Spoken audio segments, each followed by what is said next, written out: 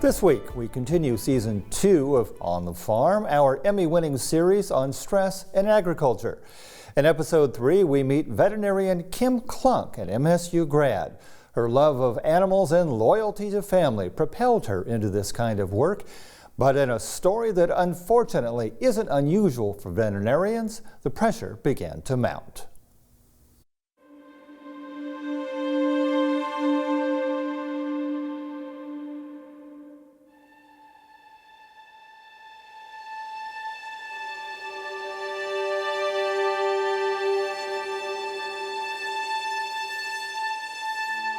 I grew up on a farm with cows, horses, goats. My family milked the goats growing up. I grew up showing cattle.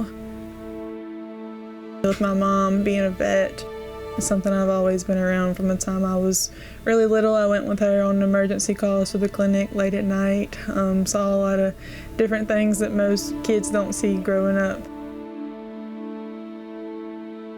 My first year of vet school, my little brother passed away in a car accident. A lot of the reason I wanted to do large animal work kind of goes back to my family, and my little brother, he was really involved in large animal stuff. That kind of played a big part of it. I feel like it kind of solidified that I knew I wanted to come back and give back to the community that raised me, and also be there for my parents.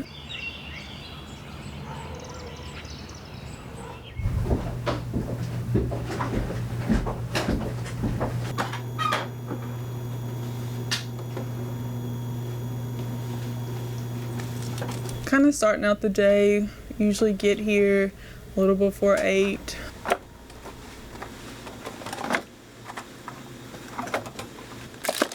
See what the appointment schedule looks like for the day, kind of the layout of what's going on.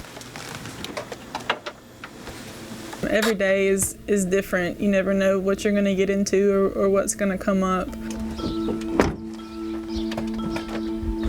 Small animal clinics can see as many as 40 patients a day, and that makes for a long day for them. Large animal vets are actually driving out to farms, checking on the health of a herd, doing immunizations of that herd, or following up on a wide variety of animals on a farm. How old do you have on the papers? Being kind of a new large animal vet in the area, and being a new vet in general, there is anxiety that comes with it. A lot of it is having to gain experience to know, what to do, what things look like, and how to treat them accordingly. I'll just make this up. The last health paper. They're doing a wide variety of services all in one day, and they don't always have access to the fancy equipment that they might have access to in a small animal clinic.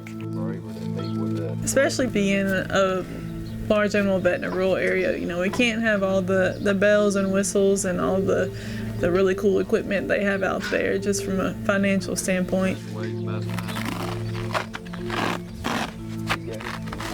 You have to improvise with, different ways of being able to evaluate what's going on.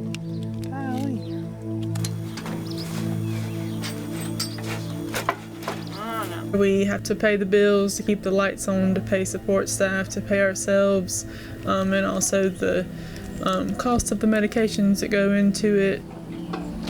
Our little spots look like they've healed up really nice. There's definitely a ripple effect in that, if we aren't able to stay open and provide, it affects the farmers and the people we're trying to work for too.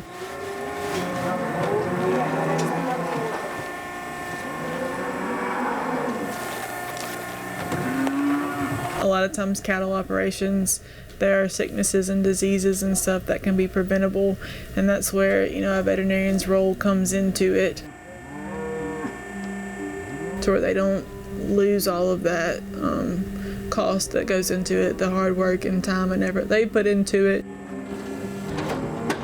And especially in a small rural area where finances are tight. If something were to influence the health of the herd, now not only are we talking about the health of the animals, but we're talking about the financial health of those families. You can't spend endless amounts of money treating them and doing what you can for them. So having to kind of work within those means can be difficult, outweighing their value versus the work and money you put into them. The less happier. I guess not only are they your customers, but they're your friends and your family members, and it becomes quite entwined into everyday life for all of you. And that in and of itself can have some pretty big emotional components to it. It can be stressful at times when you know that you're the only person available or one of the only people available in the area. You want to be available all the time, but we have lives too. It's not uncommon for them to call up instead of saying, "Hi, Dr. So-and-so," it's like, "Hi, sis, my dog just threw up everywhere, what do I do?" And it doesn't matter that you're in the middle of a church service.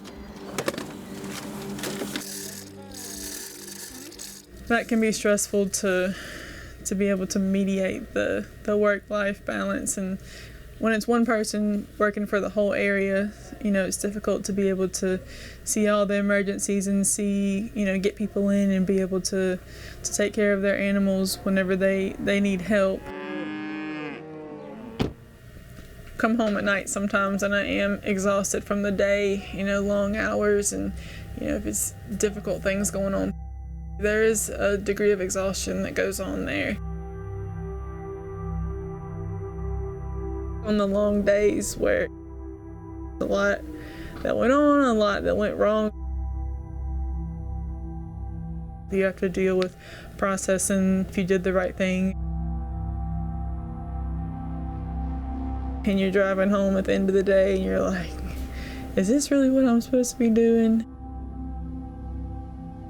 It's hard, and you have to kind of learn how to manage that mentally and kind of put it in a place where it doesn't affect you every day.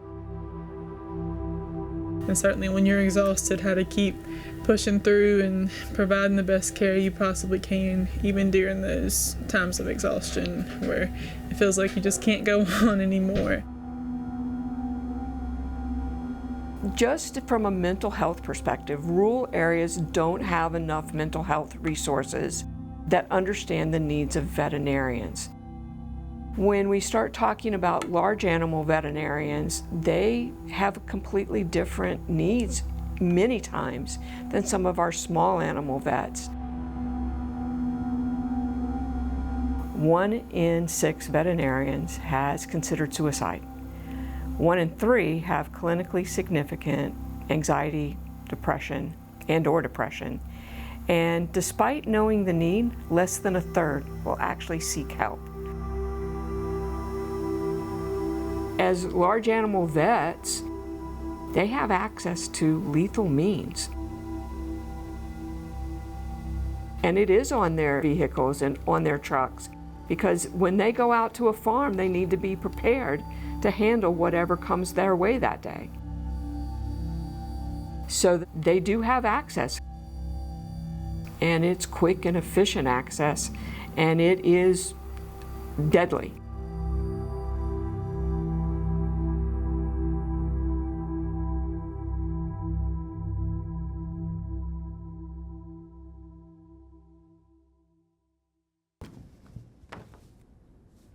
You go to bed and get back up again the next day and keep trying and try again. You kind of have to reel things back in and go back to the core reasons of why you're doing this and what you're doing it for.